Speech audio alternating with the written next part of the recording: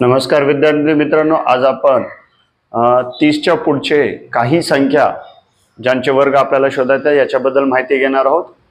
आपले बरेचसे विद्यार्थी जे स्कॉलरशिपच्या परीक्षेचा किंवा प्रज्ञाशोधच्या परीक्षेचा किंवा NMSच्या परीक्षेचा अभ्यास करतात त्यांना वर्ग हे महत्त्वाचे असतात आणि नेहमी आपल्याला ते उपयोगी पडत असतात।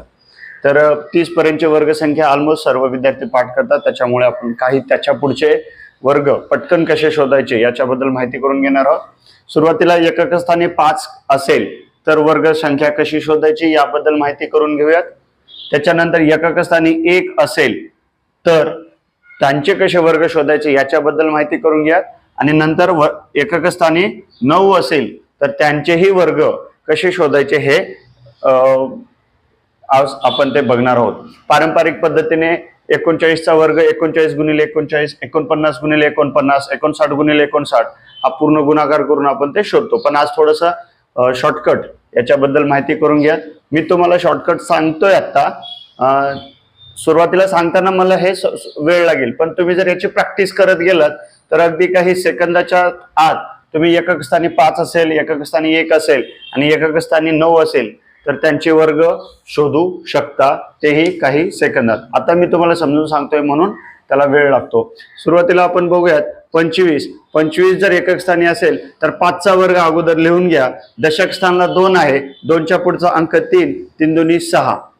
आणखीन एक सांगतो, 35 असेल तर 35चा वर्ग काढताना 5चा वर्ग लिहा अगोदर आणि 3च्या पुढे जो अंक येतो नैसर्गिक संख्या मोजते 1 2 3, 3च्या नंतर येतं 4 तर 3 गुणिले 4 12, हा 12चा वर्ग। आपण एक 75चा वर्ग आणखीन एकदा बघून घेऊया। 75चा वर्ग मला काढायचा आहे तर अगोदर 5चा वर्ग 25 लिहिणार, 7च्या पुढचा अंक असतो 8, 8 7 56, हा 75चा वर्ग, 35चा वर्ग आणि हा 25चा वर्ग, हा ऑलमोस्ट आपल्याला माहिती आहे। हे झालं एकक स्थानी 5 असेल तर त्याचे वर्ग कसे काढायचे। आता इथे येऊयात, एकक स्थानी 1 असेल तर कसं करायचंय। जर एकक स्थानी 1 असेल तर अगोदर 40चा वर्ग लिहा, जो आपल्याला लवकर शोधता येतो। 40चा वर्ग 1600 आणि 40 आणि 41 ची बेरीज किती येते 81, ती याच्यात मिळवा।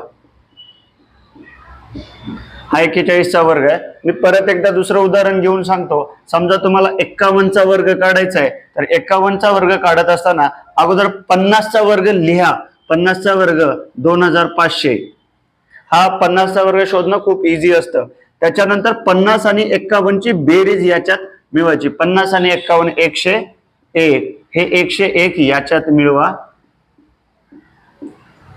हा जो वर्ग आहे हा एकक स्थानी 1 असेल तर कसं शोधायचे याची पद्धत म्हणजे हा 51चा वर्ग 2601,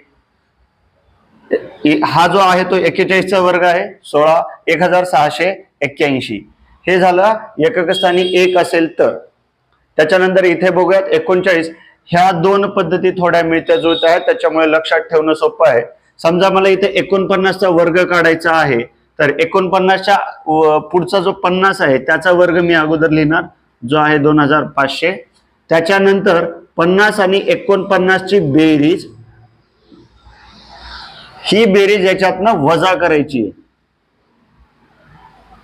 50 आणि 49 ची बेरीज याच्यातनं वजा करायची। 10 मधनं 9 गेले, 1 राहिला, 9 मधनं 9 गेले, 0 राहिले, इथे राहिले 4, 2401 हा 49चा वर्ग येईल। परत एकदा हे 69 किंवा 79 घेऊयात। 79चा वर्ग काढत असताना अगोदर 80चा वर्ग लिहा। 80चा वर्ग 8 8 64, 6400 आणि 80 आणि 79 ची वजाबाकी बेरीज, या दोघांची बेरीज करा।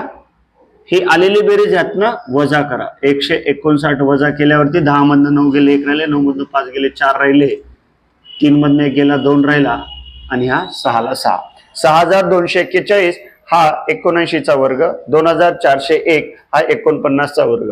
हे व्हिडिओ तुम्हाला परत एकदा बघून घ्या म्हणजे चांगलं समजून जाईल आणि याची प्रॅक्टिस केल्यानंतर हे तुम्हाला खूप इझी आहे। थँक्यू।